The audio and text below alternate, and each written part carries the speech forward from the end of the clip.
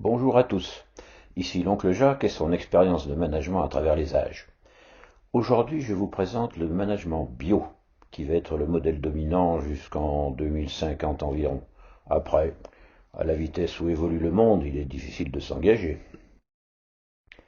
Vous connaissez l'élevage intensif de poulets, et si vous avez goûté les produits qui en sortent, vous avez compris pourquoi le poulet fermier élevé en liberté arrive sur les marchés à un prix un peu plus élevé que le poulet aux hormones que dénonçait déjà Jean Ferrat au siècle dernier.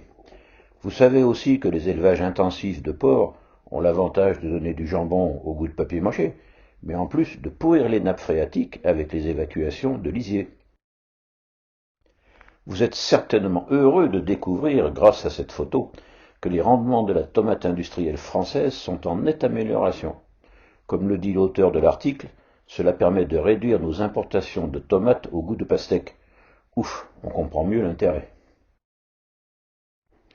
Eh bien, vous devez savoir que le management intensif existe aussi, et depuis bien longtemps, avec l'expression bien connue faire suer le burnous.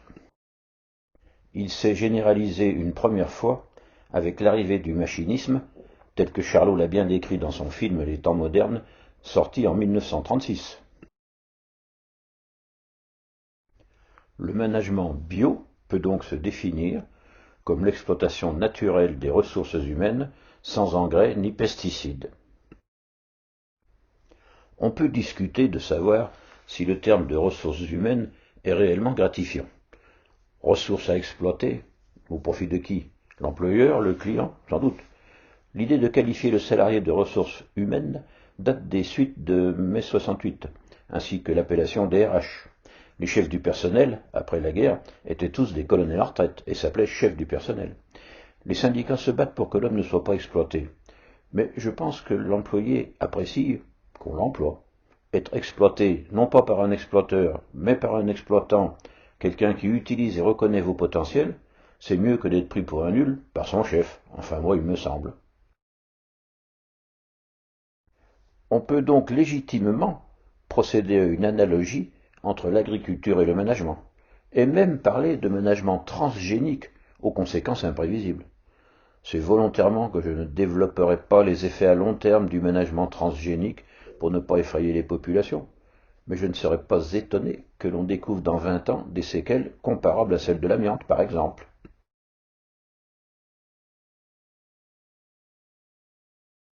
Concrètement, le management transgénique, c'est le culte aveugle d'un seul ratio, le fameux ROI, Return on Investment. Quand l'homme engage un combat contre la nature et ne laisse plus du temps au temps, c'est toujours la nature qui gagne à la fin. Et c'est vrai pour le management des hommes comme pour celui des poulets. On peut se poser la question, le management bio est-il une mode de plus ou un retour aux sources? J'ai retrouvé le titre d'une conférence donnée dans les années 90. Il me semblait déjà que le management avait intérêt à revenir à certains fondamentaux. À propos de fondamentaux, le chef est devenu manager sous l'influence des Américains. Mais il faut savoir que le terme vient du vieux français qui veut dire faire avec, ménager, faire avec, la définition même du management bio. Je vous laisse lire cette affirmation. Bon, c'est vrai qu'il existe du personnel pas facile. Je connais le proverbe on ne fait pas un cheval de course d'un percheron. Mais ça tombe bien.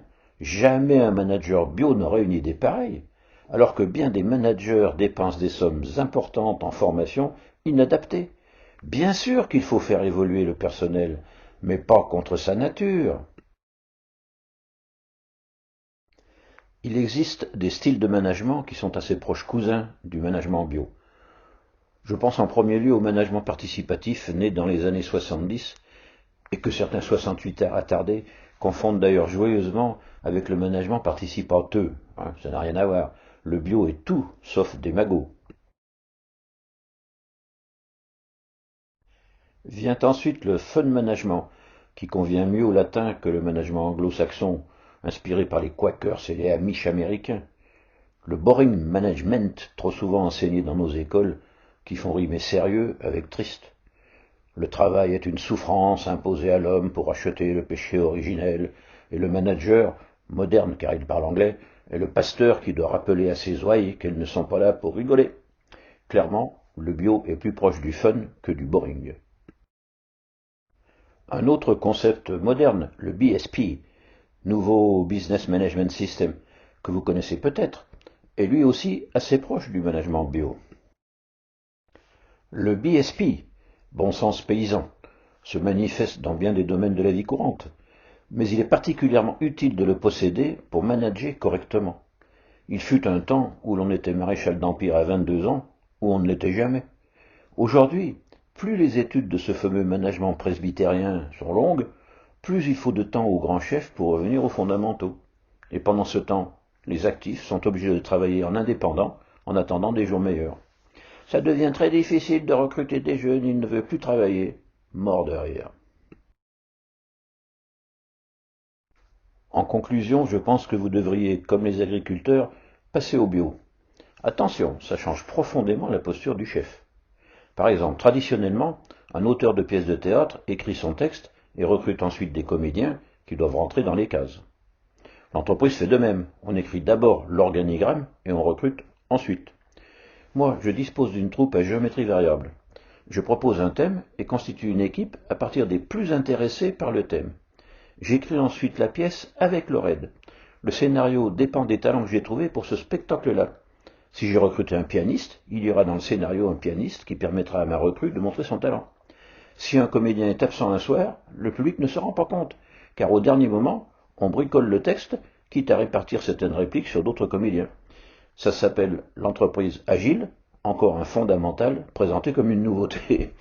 L'entreprise agile ne peut fonctionner sans le bio-management, CQFD. Elle est pas belle la vie en bio? Que les vents vous soient favorables, vous qui avez encore des voiles. Oncle Jacques.